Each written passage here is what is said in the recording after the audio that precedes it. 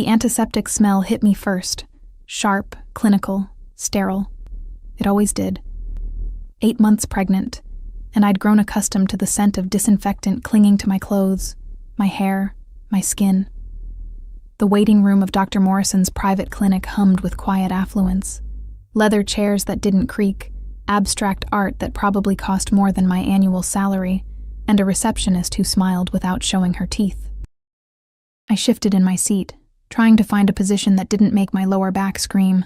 The baby, my baby, pressed against my ribs like she was already fighting for space in this world. I placed both hands on the swell of my stomach, feeling her move beneath my palms. 7 months ago, I would have been terrified. Now, I was just exhausted. Mrs. Bennett? The receptionist's voice was honeyed politeness. She'd stopped correcting her when I said it was Miss Hartley now.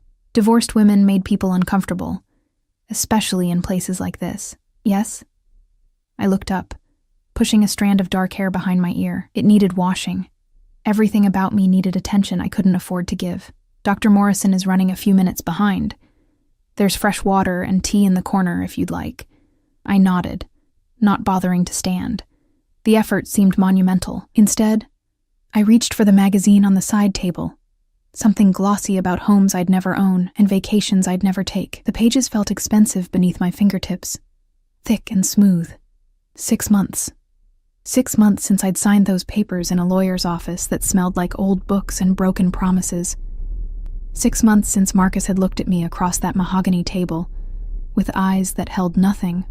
Not love, not hate, just absence. Like I'd already been erased. The divorce had been quick, brutal in its efficiency. He'd wanted out, and I'd been too tired to fight. Too tired to ask why. Too tired to care that the man I'd married, the man I'd loved with the kind of desperate intensity that burns you from the inside out, had simply decided I wasn't enough. I'd found out about the pregnancy 2 weeks after the ink dried, 2 weeks after I'd moved into a studio apartment in a neighborhood where sirens sang me to sleep. 2 weeks after I'd started working double shifts at the diner on 5th Street, serving coffee to strangers who never looked at my face. Marcus didn't know, couldn't know. The baby was mine, my secret, my second chance, my reason to keep breathing when everything else felt like drowning. The clinic door opened, and cold air swept in from outside, carrying the scent of rain and expensive cologne. I didn't look up. Wealthy people came and went from places like this all day. Dr. Morrison catered to a specific clientele, the kind who paid cash and expected discretion. But then I felt it, that prickling awareness at the base of my skull, the sensation of being watched. I lifted my eyes slowly, reluctantly, and the world tilted. He stood in the doorway like he owned it, like he owned everything. Tall. I'd forgotten how tall, with shoulders that filled his black overcoat. His dark hair was shorter than I remembered, styled with the kind of precision that spoke of expensive barbers and regular appointments. A thin scar cut through his left eyebrow, barely visible but there, a reminder of a violence I'd never been allowed to understand. Alessandro Vitale, my ex-husband, the man I'd loved, the man I'd left, the man whose last name I'd taken and then abandoned, returning to Hartley like shedding a skin that never quite fit. And behind him, because there was always someone behind him, stood Marco, his driver, his shadow, his constant reminder that Alessandro lived in a world I'd only ever glimpsed. Marco's eyes swept the room with professional efficiency before settling on me. His expression didn't change, but I saw the recognition. Time stopped. Or maybe it was just my heart. Alessandro's gaze moved across the waiting room with the languid confidence of a predator assessing territory. Past the elderly woman knitting in the corner, past the receptionist who'd gone very still behind her desk, past the abstract paintings and leather furniture. Then he found me. His eyes, dark, almost black, the kind of eyes that held secrets and sins, locked onto mine. I watched something shift in his expression, saw the moment confusion gave way to recognition, saw recognition sharpen into something else entirely. His gaze dropped, slowly, deliberately, down to where my hands rested on the unmistakable swell of my pregnant belly. The air between us crystallized, became heavy, became dangerous. I couldn't breathe, couldn't move, could only sit there, trapped beneath the weight of his stare, feeling my daughter kick against my palms like she sensed the sudden shift in the atmosphere, like she knew her carefully constructed world was about to shatter. Alessandro's jaw tightened, just a fraction, just enough for me to notice. His hands, elegant and scarred in equal measure, flexed at his sides. The gesture was minute, controlled. But I'd been married to this man. I'd learned to read the subtle tells that meant danger. Marco shifted behind him, one hand moving inside his jacket. The movement was smooth, practiced, invisible to anyone who wasn't looking. But I was looking. I was always looking when Alessandro was in a room. "Mr. Vitale?" The receptionist's voice cut through the silence. Professional, respectful. "Afraid. Dr. Morrison is ready for you. Right this way." He didn't move, didn't acknowledge her, didn't take his eyes off me. The seconds stretched. Each one felt like an eternity. I could hear my heartbeat in my ears, could feel sweat forming at the base of my spine despite the air conditioning. My daughter shifted again, a rolling movement that pressed against my bladder and made my breath hitch. "Say something," I thought desperately. "Move. Look away. Do anything but sit here like prey." But I couldn't, because this was Alessandro, and Alessandro had always had the power to turn me to stone with just a look. Finally, he moved. One step forward, then another. His shoes were Italian leather, polished to a mirror shine, silent against the clinic's expensive flooring. He crossed the room with the fluid grace of something wild, wearing human skin. He stopped 3 feet away, close enough that I could smell his cologne. Cedar and bergamot and something darker. Something that whispered of smoke and shadows. Close enough that I had to tilt my head back to meet his eyes. "Ella." My name in his voice. Deep, rough, like gravel wrapped in silk. He'd always said my name like it was a prayer and a curse in equal measure. I opened my mouth, closed it, tried again. "Alessandro." His eyes dropped to my stomach again. This time, they stayed there. I watched his throat work as he swallowed, watched his hands curl into fists, watched the muscle in his jaw jump. "How far along?" The question was quiet, too quiet. The kind of quiet that preceded storms. 8 months. The words came out barely above a whisper. Mathematics played across his face.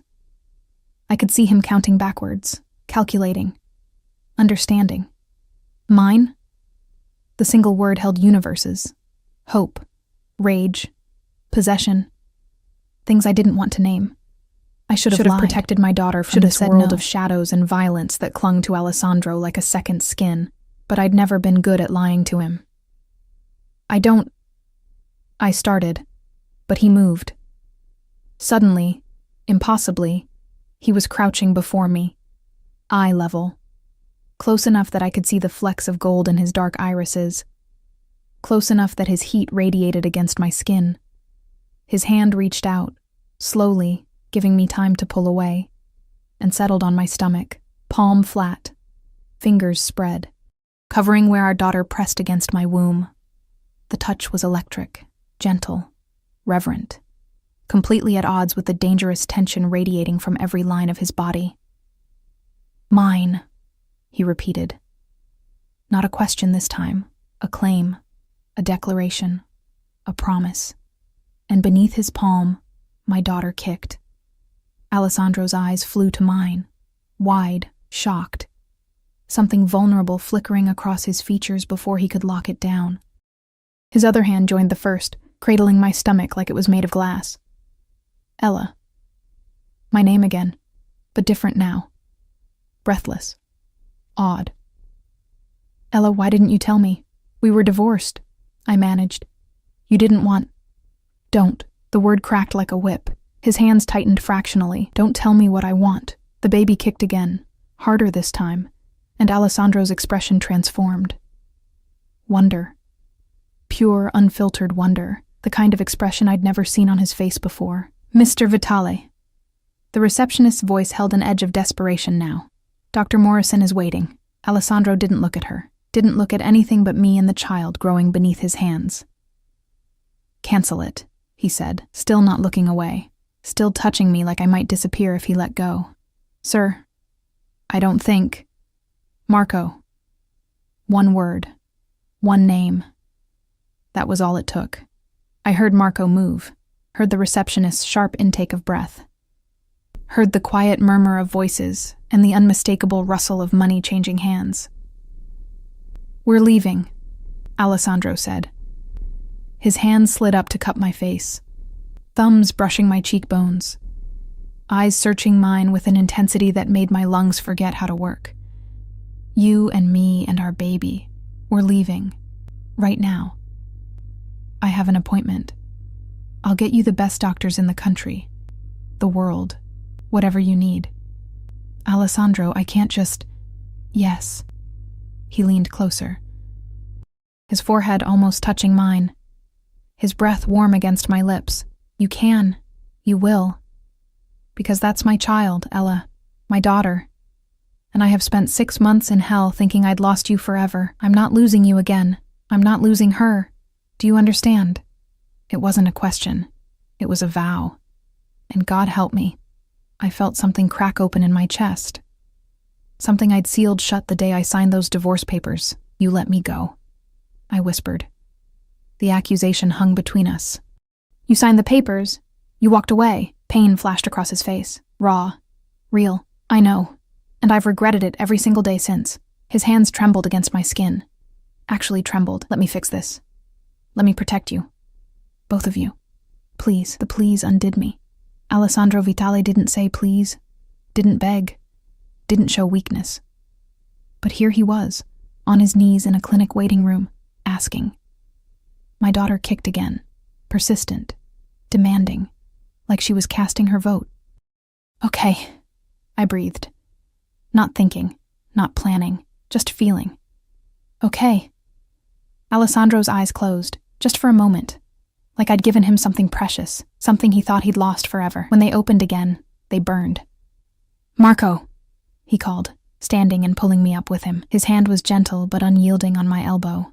Bring the car around. Now. Yes, sir. And just like that, my carefully controlled world dissolved. Alessandro's arm wrapped around my waist, protective, possessive, guiding me toward the door. I caught a glimpse of the receptionist's face. Pale, shocked, already reaching for her phone. The cold air hit us like a slap. Rain misted down, turning the city streets into watercolor paintings. A black Mercedes with tinted windows idled at the curb. Marco held the door open, his expression unreadable. Alessandro helped me inside like I was made of porcelain. His hands were everywhere, my back, my arm, my stomach, like he couldn't stop touching me, couldn't confirm I was real. He slid in beside me, and Marco closed the door, sealing us in leather and shadows. The car pulled away from the curb, and I watched the clinic disappear in the side mirror, watched my old life fade into rain and distance. Alessandro's hand found mine, laced our fingers together, brought my knuckles to his lips. You're mine again, he murmured against my skin. You were always mine, and now. His free hand settled on my stomach again, possessive, protective. Now, you're never leaving.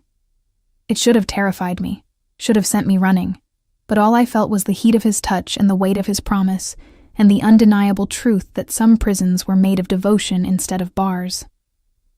The Mercedes moved through the city like a shadow, silent and smooth. Rain streaked the tinted windows, turning the world outside into an impressionist painting. Blurred lights, gray buildings, people reduced to shapes hurrying beneath umbrellas. Inside, the leather seats were warm, the air perfumed with that mixture of expensive car and Alessandro's cologne that made my head spin. His hand hadn't left my stomach. Not once. His palm rested there with a possessiveness that should have frightened me, but instead felt like an anchor. Like the only solid thing in a world that had just tilted sideways. Where are we going? My voice sounded strange in the quiet cabin. Small, uncertain, home. His thumb traced circles over the fabric of my dress. Slow, deliberate. each rotation sending sparks up my spine. I have a home. His jaw tightened. I watched the muscle jump beneath the stubble that shadowed his face. Not anymore. You can't just... Ella. He turned to face me fully, and the intensity in his eyes stole whatever protest I'd been forming. You're 8 months pregnant with my child. You've been living God knows where, doing God knows what, without me. Without protection, without resources. His other hand came up to cup my face, forcing me to meet his gaze. Those days are over. Do you understand? I've been managing fine. Something dark flickered across his features. Fine? You call working yourself to exhaustion while carrying my daughter fine? You call living alone, vulnerable, in this city, fine? How do you... I stopped, stared at him. How do you know where I've been living, what I've been doing? He had the grace to look away, just for a moment. When his eyes returned to mine, they held no apology. I've always known where you were, Ella, every single day since you left. The words hit me like ice water. You've been watching me? Protecting you. His correction was immediate, sharp. There's a difference. That's not... I pushed at his chest, trying to create space, but his arm around my waist tightened. Not painfully, just enough to keep me close. That's not okay, Alessandro. You can't just spy on people. I can when they're mine. No hesitation, no doubt. Just absolute certainty that made my breath catch. I'm not yours. Not anymore. We're divorced, remember? His laugh was bitter, dark. A piece of paper doesn't change what you are to me. What you've always been. His forehead dropped to touch mine. You think I could just let you go? Just stop caring whether you were safe?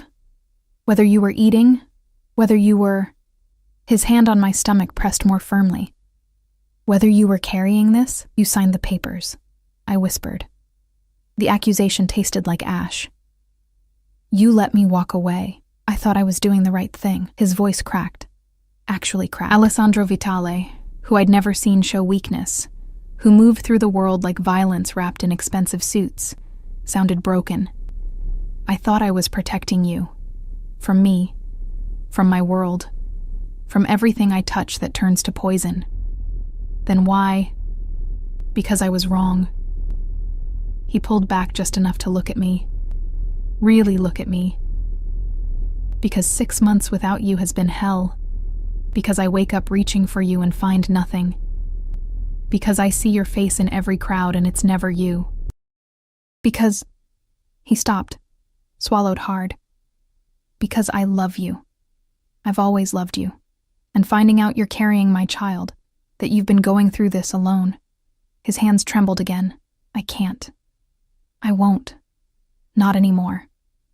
The car turned, and I felt the change in road texture, smoother, quieter. We were heading into the part of the city where money whispered instead of shouted, where buildings had doormen and security cameras hidden in tasteful architectural details. Alessandro, this is insane. You can't just kidnap me. I'm not kidnapping you. His thumb brushed my cheekbone. I'm bringing you home. There's a difference. Against my will. Is it? He leaned closer. His lips brushed my temple, feather-light, devastating. Against your will, Ella, because your pulse is racing, your pupils are dilated, and you haven't actually tried to leave. He was right. Damn him, he was right. I should have been fighting, screaming, demanding Marco stop the car. Instead, I sat there, my traitorous body responding to every touch, every word, every heated look. I hate you, I tried, but the words came out weak, unconvincing. Liar. He smiled. Actually smiled, and it transformed his face from dangerous to devastating. You've never been good at lying to me. The car slowed, then stopped. Through the rain-streaked windows, I saw it. The building I'd tried so hard to forget. 30 stories of glass and steel and luxury. The penthouse where I'd lived as his wife. Where I'd learned to love a man who lived in shadows. Marco opened the door, umbrella already deployed. Alessandro slid out first, then turned to help me. His hands were gentle on my arms as he guided me from the car. one palm immediately returning to the small of my back, as if he couldn't bear not touching me. The doorman, Thomas, I remembered his name was Thomas, looked up. His eyes widened. Mrs. Vitale. Miss Hartley, I corrected automatically. Alessandro's hand on my back turned to steel. Mrs. Vitale, he said, each word precise, dangerous. My wife. Ex-wife, I muttered. But he was already guiding me toward the elevator. Marco followed 3 steps behind, water dripping from his dark suit, eyes scanning the lobby with professional paranoia. The elevator was empty, private. It went only to the penthouse. Alessandro had bought the entire top floor years ago, turning it into a fortress of luxury and security. The doors closed, and suddenly the space felt too small, too intimate, too filled with his presence and his heat, and his hands that wouldn't stop touching me. You can't keep me here, I said, watching the numbers climb. 25, 26, 27. I'm not keeping you anywhere. His breath was warm against my ear. You're free to leave whenever you want, but you won't. How do you know? Because it's raining, because you're exhausted, because you're 8 months pregnant and your feet are swollen and your back hurts and you need to rest. He pressed closer, because deep down, beneath all that anger and pride, you know you belong here, with me. The elevator chimed. 29. 30. The doors opened onto the private foyer I'd walked through 1,000 times as his wife. Marble floors, original artwork, a security system that cost more than most people made in a year. Alessandro guided me inside, and the door closed behind us with a soft click that sounded like finality. The penthouse looked the same, floor-to-ceiling windows overlooking the city. Furniture that cost more than cars. Everything in shades of gray and black and white, stark and beautiful and cold. But then I noticed the differences. Flowers. Everywhere. White roses in crystal vases on every surface. My favorite. He'd remembered. And on the coffee table, a stack of books. I moved closer, Alessandro's hand never leaving my waist. Pregnancy guides, parenting manuals, what to expect when you're expecting, with pages marked by sticky notes in Alessandro's sharp handwriting. How long? I asked. My voice was barely audible. How long have you known? 3 weeks. He moved to stand behind me, his other hand joining the first on my stomach, cradling the swell of our daughter between his palms. Marco saw you at the clinic. You were checking in for an appointment. He called me immediately. 3 weeks. He'd known for 3 weeks and hadn't approached me. Hadn't said anything. Just watched. Prepared. Why didn't you? Because I was afraid. The admission came out rough, broken. Afraid you'd run. Afraid you'd hide from me. Afraid I'd push too hard and lose you both. His arms tightened around me, so I waited. Had Marco follow you to make sure you were safe. Made arrangements. Prepared this place. And told myself that the next time I saw you, I wouldn't let you go again. I turned in his arms, not easy with my pregnant belly, and looked up at him. Really looked. For the first time since the clinic, I let myself see past the danger and the power and the control. Let myself see the dark circles under his eyes, the new lines around his mouth, the way his hands shook slightly when they touched me. You look tired, I said. He laughed. The sound was hollow. I haven't slept properly in 6 months. Not since you left. Alessandro, I know what you're going to say. His thumb traced my lower lip. That this is too much. Too fast. Too intense. That I should give you space. Time. Let you make your own choices. He leaned down until his forehead touched mine. But I can't, Ella. I've tried. God knows I've tried. But you're here now, carrying my child. And every instinct I have is screaming at me to protect you, to keep you close, to make sure nothing in this world can hurt you. That's not healthy, I whispered. I never claimed to be healthy. His smile was sharp, self-aware. I'm a lot of things, Amore, but healthy isn't one of them, especially when it comes to you. The baby kicked. Hard. Right where his hands rested, his eyes widened. That same wonder I'd seen at the clinic transforming his features. Does it hurt? He asked. when she moves like that? Sometimes. Mostly it's just strange, like having someone else living inside you. She's strong. Pride colored his voice, just like her mother. How do you know it's a girl? His smile turned secretive. I know everything about you, Ella, including the fact that you had a gender reveal ultrasound 2 weeks ago. Pink confetti. You cried. The invasion of privacy should have enraged me. Instead, I felt something else, something warm and dangerous spreading through my chest. You're insufferable, I said. And you're beautiful. He kissed my forehead. Soft, reverent, even more beautiful than I remembered. Pregnancy suits you. I'm huge.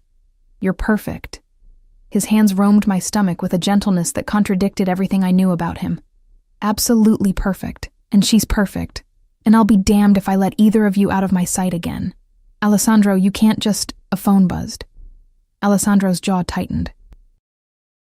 He pulled a sleek device from his pocket, one of several, I remembered, and glanced at the screen. Whatever he saw made his expression harden. Marco, he called.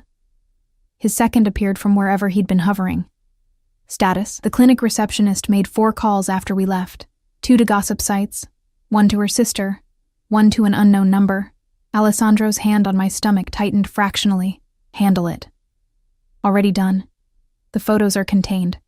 The gossip sites have been persuaded to drop the story. And the unknown number? Traced to a burner phone. Location downtown. We're working on identification. I felt Alessandro's entire body tense. The change was subtle but complete. The man holding me transformed from gentle lover to something else entirely. Something dangerous. Double the security, he said. His voice had gone cold, flat. The voice he used when giving orders, when dealing with threats. Full surveillance on Ella's old apartment. Track everyone who's been watching her building in the last month, and find out who owns that burner phone. Yes, sir. Marco disappeared, and Alessandro's attention returned to me. But something had shifted. His eyes were darker now, harder. What was that about? I asked. Nothing you need to worry about. Alessandro, no. He cupped my face, firm, unyielding. This is my world, Ella, the part I kept you away from, the part I divorced you to protect you from. But you're carrying my child now, and that makes you a target.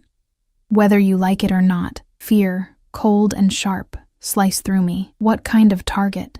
The kind that means you don't leave this penthouse without me. The kind that means Marco or one of my men is always nearby. The kind that means... He stopped, breathed deeply. The kind that means I will kill anyone who even thinks about hurting you. He said it so calmly, so matter-of-factly, like he was discussing the weather instead of murder. You're scaring me, I whispered. Good. He pulled me closer, protective, possessive. You should be scared. This world I live in, it's not safe. It's not clean. And now that people know about you, about the baby...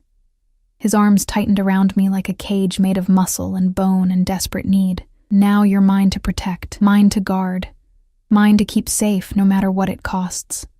This is insane. Welcome to my life, Mrs. Vitale. He kissed my temple, then my cheek, then the corner of my mouth. Each touch was a brand, a claim. You signed up for this once before. Time to remember what that means. The first night back in Alessandro's penthouse, I didn't sleep. How could I? The bed was too soft, too familiar, too filled with memories of nights when his body curved around mine like a shield. The sheets smelled like him, that intoxicating mixture of cedar and bergamot that had haunted me for 6 months. And every time I closed my eyes, I felt his hands on my stomach, heard his voice promising to protect me, saw that dangerous intensity in his dark eyes. Around 3 a.m, I gave up. My daughter was awake anyway, performing acrobatics against my ribs, like she was training for some kind of in utero Olympics. I pushed myself up, an ungraceful maneuver that involved rolling sideways and using my arms for leverage, and padded out of the bedroom.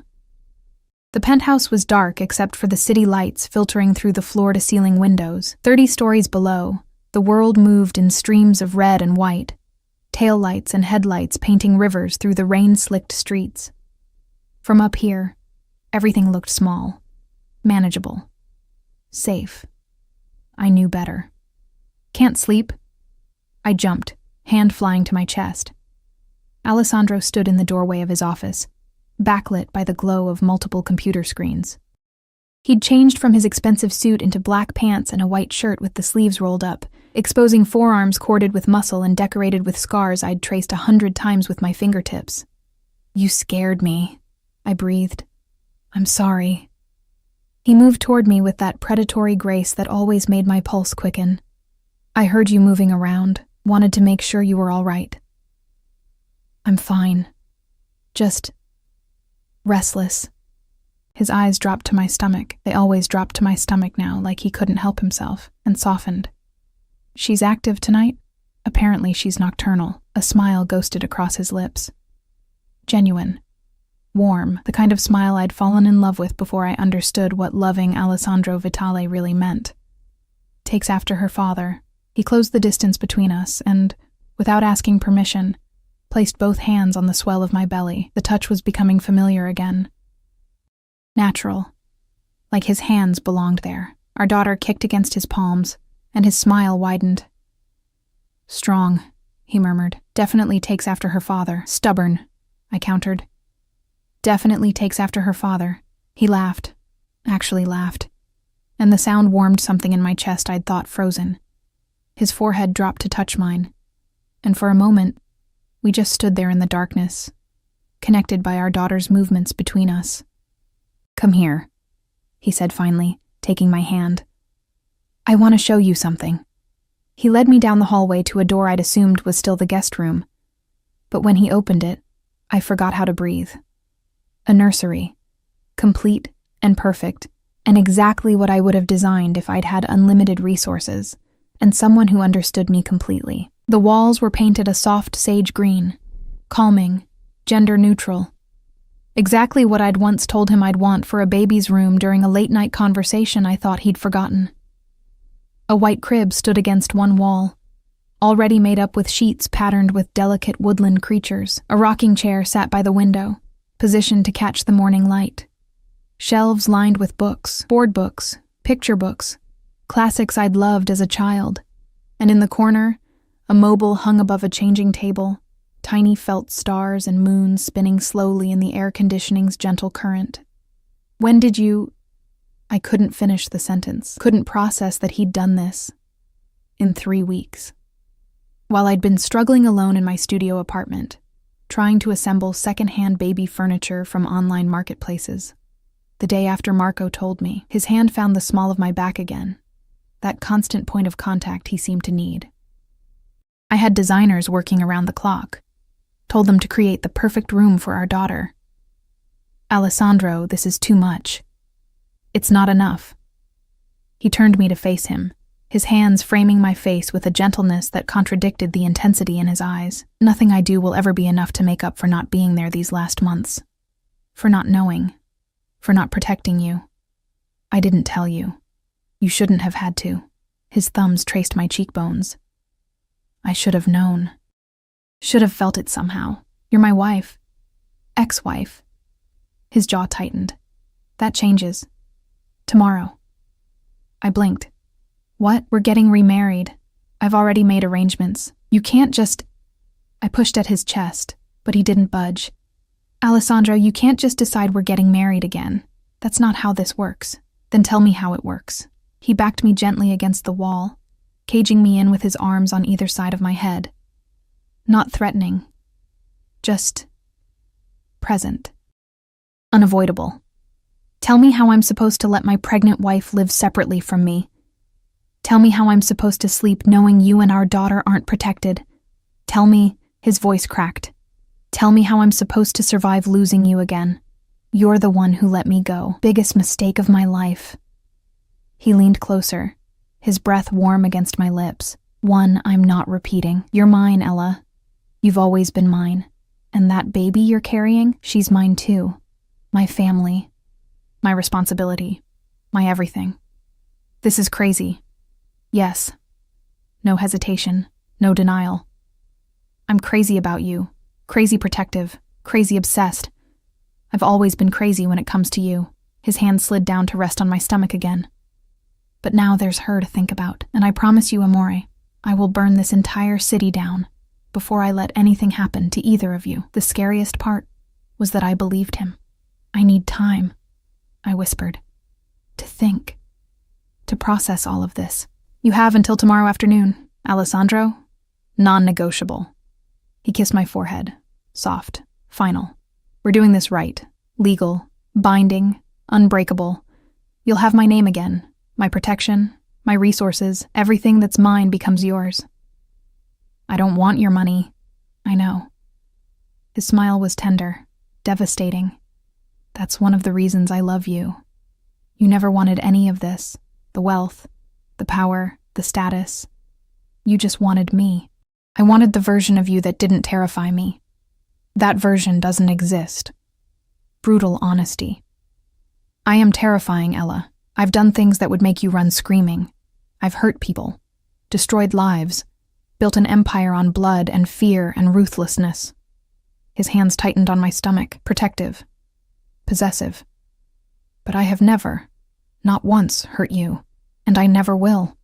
That's the promise I can make, the only one that matters." Our daughter kicked, as if agreeing with him. Traitor. "I'm exhausted," I admitted. The adrenaline from the last 12 hours was wearing off, leaving me hollow and shaky. "Then let me take care of you." He scooped me up, actually picked me up like I weighed nothing despite my pregnant belly, and carried me back to the bedroom. The gesture should have been ridiculous. Instead, it felt inevitable. He laid me down gently, arranging pillows behind my back and under my knees with the kind of careful attention that made my throat tight. Then he stretched out beside me, one hand immediately finding my stomach again. "Sleep," he commanded softly. "I'll watch over you both. You need to sleep too." "I will. Later. Right now." His thumb traced circles over where our daughter pressed against my womb. "Right now, I just want to feel her move, want to memorize this, make up for all the moments I missed. I should have sent him away, should have maintained boundaries, should have protected my heart from falling back into the trap of loving Alessandro Vitale. But I was tired, so tired, and his warmth was seeping into me, his presence making me feel safer than I had in months, and my traitorous body was already relaxing into the familiar comfort of having him near. "Just tonight," I murmured, eyes drifting closed. "Every night," he corrected. His lips brushed my temple. "For the rest of our lives." I wanted to argue, wanted to fight. But sleep pulled me under, and the last thing I felt was Alessandro's hand on my stomach and his whispered promise in Italian. Words I'd learned during our marriage, words that meant mine, always mine, forever mine. Morning came with sunlight and the smell of coffee. I blinked awake slowly, disoriented. The bed was empty beside me, but I could hear movement in the other room. Voices. Alessandro's deep rumble and Marco's quieter responses. I pushed myself up, wincing at the stiffness in my back. Pregnancy at 8 months was a special kind of torture. Everything hurt, nothing fit, and I had to pee constantly. I shuffled to the bathroom, caught sight of myself in the mirror, and grimaced. My hair was a disaster. My face was puffy. The dress I'd fallen asleep in was wrinkled beyond salvation. When I emerged, Alessandro was waiting. He'd showered and changed into fresh clothes. Charcoal pants and a black shirt that probably cost more than my monthly rent. He looked perfect. Dangerous. Mine. No. Not mine. Not anymore. "Good morning." He crossed to me immediately, hands reaching for my stomach like a compass finding north. "How did you sleep?" "Better than I have in months," I admitted reluctantly. Satisfaction gleamed in his eyes. "Good. I've had breakfast prepared.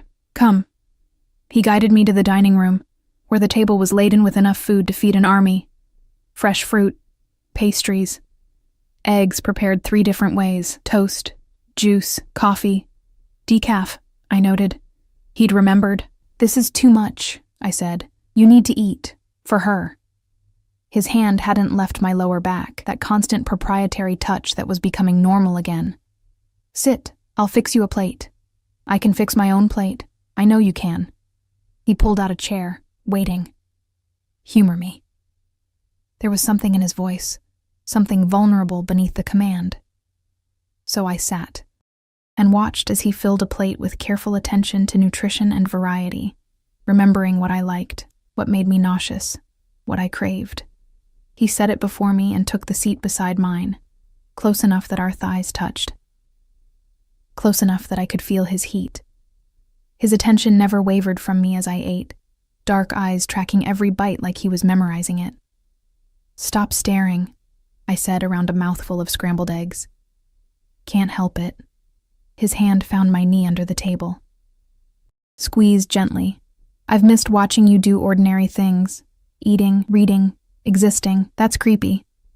"I know. No shame, no apology. I've been told I'm obsessive when it comes to you. Apparently divorce doesn't cure that. Apparently not." Marco appeared in the doorway, expression neutral, but tension evident in the set of his shoulders. "Sir, we have a situation." Alessandro's entire demeanor changed. The gentle lover vanished, replaced by something cold and lethal. "What kind of situation?" Someone's been asking questions about Mrs. Vitale, about the pregnancy. I felt Alessandro's hand on my knee turn to stone. "Who?" "We're still investigating, but they've been persistent, professional. They know things they shouldn't." "Like what?" Marco's eyes flicked to me, then back to Alessandro. "Like where she's been living, where she works, her doctor's appointments." Ice flooded my veins. "Someone's been following me?" "Following, photographing, documenting." And Marco's voice was carefully neutral. "For at least 2 months. 2 months, before Alessandro even knew about the pregnancy. Someone else had been watching me, tracking me, building a file on my life." Alessandro stood so abruptly his chair scraped against the floor. "I want names. I want locations. I want every piece of information we have on whoever is doing this."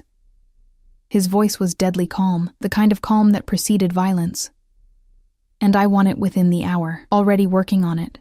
Marco nodded once and disappeared. I stared at my half-eaten breakfast, suddenly nauseous. "Alessandro, what's happening?" He was beside me in an instant, crouching so we were eye level. His hands framed my face, forcing me to look at him. "Nothing you need to worry about. I'm handling it. Someone's been stalking me for 2 months and you want me not to worry? They won't get near you again. Stone-cold certainty. I promise you that. Whoever they are, whatever they want, they're done. Finished. I'll make sure of it." "How?" His smile was sharp, dangerous. Nothing warm or gentle about it. "You don't want to know the answer to that question, amore." He was right.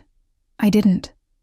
But as I sat there in his penthouse, surrounded by luxury and protection, and the suffocating weight of his obsession, I realized something terrifying. I was trapped. Not by bars or chains or locked doors.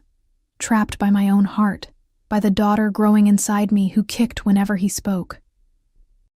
By the part of me that felt safer in his dangerous arms than I ever had alone. Alessandro Vitale had let me go once. I'd thought I'd escaped, but looking at him now, at the possessive intensity in his eyes, the protective fury radiating from every line of his body, the absolute certainty that I belonged to him, I understood the truth. He'd never really let me go at all. He'd just been waiting for the right moment to pull me back into his orbit, and now, carrying his daughter, I was caught. Completely, irrevocably. The golden cage door had closed, and God help me, part of me was relieved. 3 days passed in Alessandro's penthouse like being suspended in amber, beautiful, suffocating, unreal. He worked from home, converting his office into a command center where Marco and various other men in expensive suits came and went with alarming frequency. I heard fragments of conversations through closed doors, words like surveillance, threat assessment, and containment, that made my stomach clench with anxiety I tried to ignore. But when Alessandro was with me, all of that disappeared. He became someone else entirely, someone attentive and gentle, and so intensely focused on my well-being that it felt like standing in the sun. He'd arranged for Dr. Morrison to make house calls. Apparently enough money could convince anyone to abandon professional boundaries. She'd examined me in the nursery Alessandro had created, her practiced hands checking my blood pressure. measuring my belly, listening to our daughter's strong heartbeat, while Alessandro watched from the doorway with an expression that looked like prayer. "Everything looks perfect," Dr. Morrison had said, packing up her equipment. "The baby is healthy. Good position. You're doing wonderfully, Ella." Alessandro had paid her in cash. An obscene amount that she'd accepted without blinking, probably understanding that discretion was part of the transaction. Now, on the fourth morning, I stood in the nursery alone, running my fingers over the crib's smooth wooden rails. Outside, rain fell in sheets, turning the city into a watercolor blur. Inside, everything was warm and safe and expensive. Too expensive. Too perfect. Too much like a dream I'd wake from. "She'll sleep here." Alessandro's voice came from behind me. I hadn't heard him approach. He moved like smoke when he wanted to. "Right next to our room, close enough that we'll hear her the moment she needs us." "You mean close enough that you can watch over her obsessively," I corrected, not turning around. His arm slid around my waist from behind, hand settling on my stomach with that possessive reverence that had become constant. "Yes," he agreed without shame. "That too." I leaned back against his chest despite myself. He was warm, solid, real, and my body remembered being held by him, remembered the safety of his embrace even when my mind screamed warnings. "Alessandro, we need to talk." About all of this." I gestured vaguely at the nursery, the penthouse, the life he was building around me without my permission. "About what happens next. About the wedding tomorrow." His lips brushed my temple. "I know. Everything is arranged." I turned in his arms, which was becoming increasingly difficult with my pregnant belly. "I didn't agree to that." "You will." Such absolute certainty, like my agreement was inevitable, predestined. "Because you're practical, Ella. You always have been. And you know that being my wife again protects you. Protects her." His hand pressed against where our daughter rolled beneath my skin. "Gives her my name, my legitimacy, my world. Your dangerous world. Every world is dangerous." He cupped my face, tilting it up so I had no choice but to meet those dark, intense eyes. "But mine comes with resources to fight back, with power to protect what's mine, with me between you and anything that would hurt you. What about the person who's been following me? Have you found them yet?" Something flickered across his face. Fury, cold and lethal. "We're close. That's not an answer. It's the only answer you're getting." His thumb traced my lower lip. "Trust me to handle this, amore. Trust me to keep you safe. I trusted you before. You divorced me." Pain lanced through his expression, raw, real. "And I've regretted it every day since. Every hour. Every minute." He pressed his forehead to mine. "I thought I was protecting you by letting you go. Thought my world was too dark, too violent, too corrupted for someone like you. Someone pure and good and innocent. I'm not innocent. You are compared to me." His hand slid into my hair, cradling my head. "You have no idea what I've done, Ella. What I'm capable of. The things I've ordered. The blood on my hands." "Then tell me." "No. Immediate. Final. That's one thing I'll never do. You don't need that darkness in your head. Don't need to see me as the monster I am. You're not a monster." His laugh was bitter. "You only think that because I've been very careful about what you see, but I am, amore. I'm a monster who loves you, who would kill for you, who would burn the world down if it meant keeping you safe." His hands tightened in my hair. Not painful, just desperate. "Does that terrify you?" "Yes," I whispered honestly. "Good. It should." He kissed my forehead. Soft. Reverent. Complete contradiction to his words. "But know this. I would never hurt you. Never. You and our daughter are the only pure things in my life. The only things worth protecting." Our daughter chose that moment to kick. Hard. Right where Alessandro's hand rested on my stomach. He smiled. Actually smiled. And the transformation was stunning. All that darkness and danger melting into something tender. "She agrees with me," he said. "She has terrible judgment. She has her father's stubbornness." He knelt then, right there in the nursery, and pressed his lips to my stomach, whispered something in Italian I couldn't quite catch. Something about protection and love and promises. When he looked up at me, his eyes were wet. Alessandro Vitale, mafia boss, dangerous man, killer probably, crying over our unborn daughter. "I'm going to be a good father," he said. Not a question. A vow. "I'm going to give her everything, protect her from everything, love her the way I love you, completely, obsessively, without reservation. That's what I'm afraid of," I admitted. He stood, pulling me close again. "Then be afraid, but don't leave. Don't take her away from me. Let me do this, Ella. Let me be your husband again. Let me be her father. Let me prove I can be better than I was. You can be her father without us being married. I want both." His jaw set, stubborn, immovable. "I want the ring back on your finger. Want my name attached to yours. Want everyone who looks at you to know you're mine. Protected, untouchable." "That's not romantic, Alessandro. That's possessive." "I know. No apology. I've never claimed to be romantic. I'm possessive and jealous and probably a little bit insane when it comes to you, but I'm also devoted, loyal, completely yours in ways that would terrify most people." He leaned down, lips brushing mine. Not quite kissing, just present. "Tomorrow you're marrying me, and this time, I'm never signing divorce papers. Never letting you walk away. Never making the mistake of thinking I can survive without you." Before I could respond, Marco appeared in the doorway. His expression was carefully neutral, but I'd learned to read the subtle signs. The tension in his shoulders.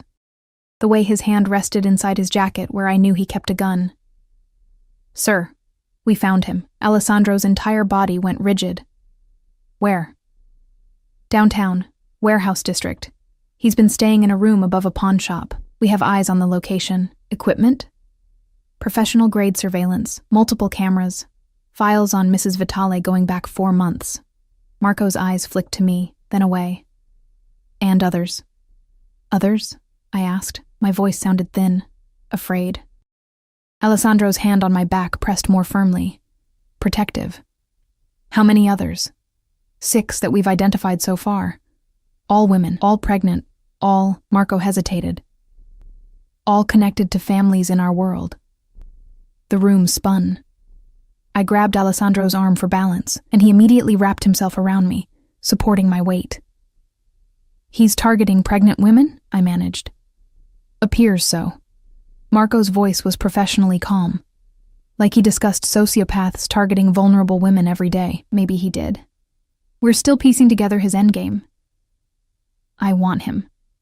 Alessandro's voice had gone flat, empty, the kind of empty that preceded violence. Alive, contained, ready for interrogation within the hour. Already in motion. And the others? The other women? "We're reaching out to their families now, warning them, offering protection." Alessandro nodded once. Marco disappeared. And I stood there in my beautiful nursery, surrounded by expensive furniture and woodland creature mobiles, realizing that the danger wasn't some abstract concept. It was real. Immediate. Targeting women exactly like me. "I'm going to be sick," I whispered. Alessandro had me in the bathroom instantly, holding my hair back while I heaved into the toilet. Nothing came up. I hadn't eaten enough. But my body tried anyway, rejecting the fear flooding my system. When the spasms passed, he dampened a washcloth and wiped my face with a gentleness that made my eyes burn. "This is my fault," I said.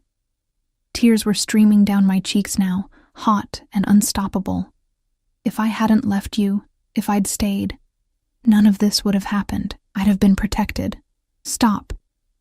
He cupped my face, forcing me to look at him. "This is not your fault. None of this. You left because I pushed you away. Because I made you feel unwanted. Because I was too much of a coward to admit I needed you more than I needed to protect you from my world. Someone's been watching me, photographing me, planning..." "What?" "What was he planning, Alessandro?" His jaw tightened. "I don't know yet, but I will find out, and then I will make sure he never threatens anyone again." "You're going to kill him." He didn't deny it. Didn't even try. "Would you prefer I didn't?" I should have said yes. Should have been horrified. Should have run screaming from this man who discussed murder like it was a business transaction. Instead, I thought about someone watching me, following me home to my studio apartment, photographing me through windows, planning something terrible for me and my unborn daughter. No, I whispered. I wouldn't prefer that. Something fierce and satisfied blazed in Alessandro's eyes. Good, because he's already dead. He just doesn't know it yet. He helped me up, supporting my weight as my legs shook, led me back to the bedroom, tucked me into bed like I was something precious and fragile. Rest, he commanded. I need to handle this. Marco will be right outside the door. You're safe here, Ella. I promise. Where are you going? To have a conversation with the man who's been watching my wife. The word wife came out like a claim, a threat. It won't take long. He kissed my forehead, then my lips. Soft. Sweet. Complete contradiction to the deadly intent radiating from every line of his body. Alessandro. I caught his hand as he turned to leave. Be careful. His smile was sharp, dangerous, beautiful. I'm always careful, amore. It's everyone else who needs to worry. He left. The door closed, and I lay there in the too soft bed, hands on my stomach, feeling our daughter roll and kick beneath my palms. This was my life now. Luxury and danger, protection and violence. A man who loved me enough to kill for me without hesitation. Tomorrow I would marry him, would take his name again, would bind myself to him legally, permanently, irrevocably. And the terrifying part? I wanted to. Not because he was forcing me, not because I was trapped, but because somewhere in the last 4 days, I'd remembered what it felt like to be loved by Alessandro Vitale. Completely, obsessively, with an intensity that bordered on madness. I'd remembered what it felt like to be chosen, protected, cherished. I'd remembered that I loved him too, had never stopped loving him, even when I signed those divorce papers. Even when I convinced myself I was better off alone. My daughter kicked again, and I smiled through my tears. Your father is insane, I whispered to her. Possessive and jealous and probably dangerous, but he loves us. And maybe that's enough. Hours passed. The rain stopped. The city lights came on, turning the world outside into a constellation of artificial stars. Alessandro returned as darkness fell. I heard him before I saw him, heard the water running in the bathroom, the rustle of clothes being changed. When he finally came to bed, he smelled like soap and his expensive cologne, but underneath, something else. Something metallic and wrong, blood. He smelled like blood. He slid in beside me carefully, like he was afraid of waking me. But I was already awake, had been awake for hours. Did you kill him? I asked the darkness. A long pause. Then, not yet, but I will. After I know everything. Will you tell me what you learn? No. His hand found my stomach, that constant anchor point. You don't need that in your head. Don't need to know what he planned, what he wanted. I'm not fragile. I know. He pulled me closer, careful of my belly. But you're mine to protect, and part of protecting you means keeping the darkness away. Even when it's my darkness, I should have argued. Should have demanded the truth. Should have insisted on being treated like an equal instead of something breakable. Instead, I turned in his arms and kissed him. It was our first real kiss since I'd left. Not the gentle brushes he'd been giving me, not the careful pecks, but a real kiss, deep, desperate, full of 6 months of loneliness and longing and love I'd tried so hard to bury. He groaned against my mouth, his hands tangling in my hair, his body pressing against mine as much as my pregnant belly allowed. When we finally broke apart, we were both breathing hard. Tomorrow, he whispered against my lips. Tomorrow you're mine again, legally, permanently, forever. Forever is a long time. Not long enough. He kissed me again, softer this time, sweeter. Not nearly long enough for everything I want to do with you. I fell asleep in his arms, listening to his heartbeat, feeling our daughter move between us. And for the first time in 6 months, I felt safe. Tomorrow, I would marry a monster, but he was my monster, and that made all the difference. The morning of my wedding, again, dawned clear and bright. Sunlight streamed through the floor-to-ceiling windows, painting everything gold. I woke to find Alessandro already gone, his side of the bed cold, but a note left on his pillow in his sharp, precise handwriting. Getting ready to marry you is the only reason I'd leave this bed. See you soon, Mrs. Vitale. A Mrs. Vitale. The name I'd abandoned. The name I was taking back. I pressed my hand to my stomach, feeling my daughter's morning stretches. What do you think? I whispered to her. Am I making a huge mistake? She kicked. Once. Firmly, like she was casting her vote. That's what I thought. A knock on the door, and then a woman I'd never met entered carrying garment bags and makeup cases. She was maybe 50, elegant, professional, with kind eyes that assessed me quickly. Mrs. Vitale, I'm Marie. Mr. Vitale hired me to help you prepare. Her voice held a slight French accent. I've brought several dress options, all designed to accommodate your beautiful condition. Several turned out to be 7, each one more stunning than the last. Flowing silk that draped over my belly like water, delicate lace that made me look ethereal, soft chiffon and champagne that caught the light. I chose the champagne. It felt right. Not white. I wasn't that innocent anymore. Not black. This wasn't a funeral. Something in between. Something that acknowledged both the purity of new beginnings and the reality of where we'd been. Marie worked magic with makeup, covering the dark circles under my eyes, making my skin glow, emphasizing my features without making me look like someone else. She left my dark hair down, just added subtle waves and pinned one side back with a delicate clip that looked antique. When I looked in the mirror, I barely recognized myself. I looked beautiful, radiant, like someone worth marrying. He's a very lucky man, Marie said softly, adjusting the dress one final time. I'm not sure that's true, she smiled, knowing. A little sad. I've worked for Mr. Vitale for 5 years. I've never seen him look at anyone the way he looks at you, like you're the only thing keeping him human. The words settled over me like a weight, or maybe wings. I wasn't sure which. Another knock. Marco this time, impeccably dressed in a dark suit, his expression neutral but something softer in his eyes when he saw me. You look beautiful, Mrs. Vitale. I'm not Mrs. Vitale yet. In every way that matters, you've always been Mrs. Vitale. He offered his arm. Mr. Vitale is waiting, if you're ready. Was I ready?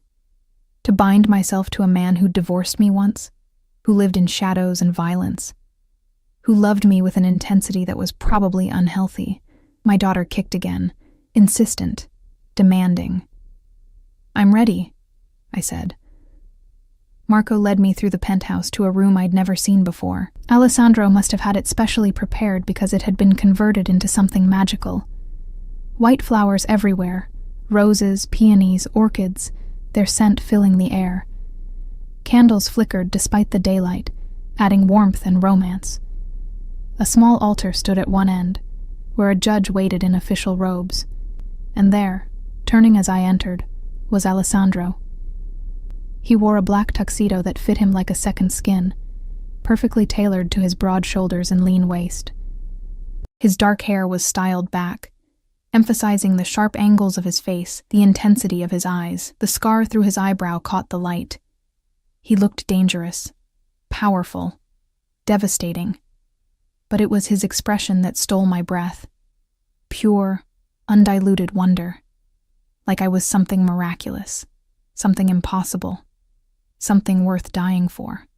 He crossed to me in 3 long strides, took my hands in his, and just looked. His eyes roamed my face, dropped to my belly, came back up. I watched his throat work as he swallowed. Ella, he whispered, my name like a prayer. You're so beautiful it hurts to look at you. You clean up pretty well yourself. He smiled, that rare, genuine smile that transformed him from dangerous to devastating. Ready to be mine again? I'm not sure I was ever not yours. Something fierce blazed in his eyes. He brought my hands to his lips, kissed each knuckle with reverent attention, then tucked my hand into the crook of his arm and led me to the altar. The ceremony was brief, intimate, just us, Marco as witness, the judge reading words about commitment and partnership until death. Alessandro never took his eyes off me. never stopped touching me, his hand on mine, his thumb tracing circles on my skin, his entire focus narrowed to this moment. When the judge asked if he took me as his wife, Alessandro's voice was steel wrapped in silk. I do. Always. Forever. In this life and whatever comes after. When it was my turn, I looked into those dark, intense eyes and saw my future. Complicated. Dangerous. Imperfect. Perfect for me. I do. I whispered. Alessandro's hands trembled as he slid the ring onto my finger, not the one from our first marriage. Something new. A band of platinum with diamonds that caught the light like captured stars. Beautiful. Elegant. Unmistakably expensive. With this ring, he said, voice rough with emotion, I promise to protect you, to cherish you, to love you with everything I am, even the dark parts. Especially the dark parts. You and our daughter are my world, Ella. My reason for breathing. My reason for being human instead of monster. Tears streamed down my face. I didn't try to stop them. The judge pronounced us married, and Alessandro pulled me into his arms, careful of my belly, and kissed me. Deep. Thorough. Claiming. The kind of kiss that spoke of possession and devotion, and promises sealed with tongue and teeth and desperate need. When we finally broke apart, I was breathless, dizzy, completely his. Mine, he whispered against my lips. Finally. Completely. Legally mine. Yours? I agreed, because it was true. Had always been true. Would always be true. Marco cleared his throat. Congratulations, sir. Mrs. Vitale. He handed Alessandro an envelope. This just came from our team downtown. Alessandro's expression hardened fractionally. He opened the envelope, scanned the contents, and something cold settled over his features. The gentle lover vanished. The dangerous man returned. What is it? I asked. He looked at me, then at my stomach, then back at the papers in his hand. Whatever internal battle he fought lasted only seconds. The man who was following you, he said carefully. We know who hired him. Ice flooded my veins. Who? Marcus. The name came out flat. Dead. Your ex-husband hired someone to surveil you. The world tilted. I grabbed Alessandro's arm for balance and he immediately wrapped himself around me, supporting my weight. Marcus? But why would he? The baby. Alessandro's voice was deadly calm. He thought she might be his, wanted proof before making a custody claim. Rage. Pure incandescent rage flooded through me. She's not his. She was never his. We'd been divorced for 2 months before I stopped. Looked up at Alessandro. Wait. How does he know about the pregnancy at all? The clinic receptionist. She sold information to a gossip site. They reached out to Marcus for comment since you were technically still married when you would have conceived. Alessandro's jaw tightened. He put 2 and 2 together, hired surveillance to confirm, was building a custody case. Over my dead body. That won't be necessary. Alessandro's smile was sharp. Lethal. I've already handled it. Handled it how? Marcus Hartley is currently boarding a flight to Singapore, with a very lucrative job offer that requires immediate relocation. For at least 5 years. His hand pressed against my stomach, protective, possessive. He signed documents relinquishing any potential claim to children from your previous marriage. Legally, permanently, irrevocably, I stared at him. You bought him off. I convinced him that his best interests lay elsewhere. Alessandro cupped my face. He was never going to have her, Ella. Never. I would have burned the world down before letting another man claim my daughter. She's not even born yet, and you're already being possessive. I'm going to be possessive over her for the rest of my life. No apology. Just fact. She's mine. You're mine. And I protect what's mine. Our daughter kicked, as if reminding us she had opinions too. Alessandro laughed, actually laughed, and dropped to his knees right there, pressing his face against my belly. Your mother thinks I'm crazy, he told her. But you understand, don't you, Piccola? That I would do anything, to keep you both safe. She kicked again. Harder. Like she was answering him. She agrees with me, Alessandro said. looking up with that rare, genuine smile that made my heart stutter. Smart girl. Takes after her father. Terrifying thought, I murmured. He stood, pulling me close again. I have something for you. He reached into his jacket and pulled out a small box. Not the ring box. That was already on my finger. Something else. Inside was a key, ornate, old-fashioned, beautiful. What's this? To a house. He watched my face carefully. About an hour outside the city. Gated property, security, privacy, a garden, rooms for her to grow up in. Space for you to breathe without feeling trapped in a penthouse. Tears burned my eyes again. Alessandro, I know you felt caged here before. Know you need space, freedom, room to be yourself instead of just my wife. His thumb caught a tear as it fell. So, I bought you space. A place that's yours, where you can raise our daughter, where you can be happy. You bought me a house. I bought us a home. He kissed my forehead, because I'm done making the mistakes I made before. Done pushing you away to protect you. Done thinking I know what's best without asking what you need. His forehead dropped to touch mine. I love you, Ella, and I'm going to spend the rest of my life proving it. Every single day, even when you're sick of me. Even when I'm overprotective, even when my world gets dark and dangerous, and you wish you'd married someone normal. I don't want normal, I whispered. I want you. The kiss he gave me then was different from all the others. Softer. Sweeter. Full of promise instead of possession. Full of partnership instead of control. When we broke apart, he rested his hand on my stomach one more time. Thank you. He said quietly, for giving me this, for giving me her, for giving me another chance to get this right. Don't make me regret it. I won't. Steel wrapped in silk, a vow, a promise. I swear on everything I am, everything I have, I won't. 2 weeks later, I stood in the garden of our new home, feeling the sun on my face and my daughter's movements beneath my palms. The house was beautiful, modern but warm, spacious but intimate, exactly what I would have chosen if I'd had unlimited resources and someone who understood me completely.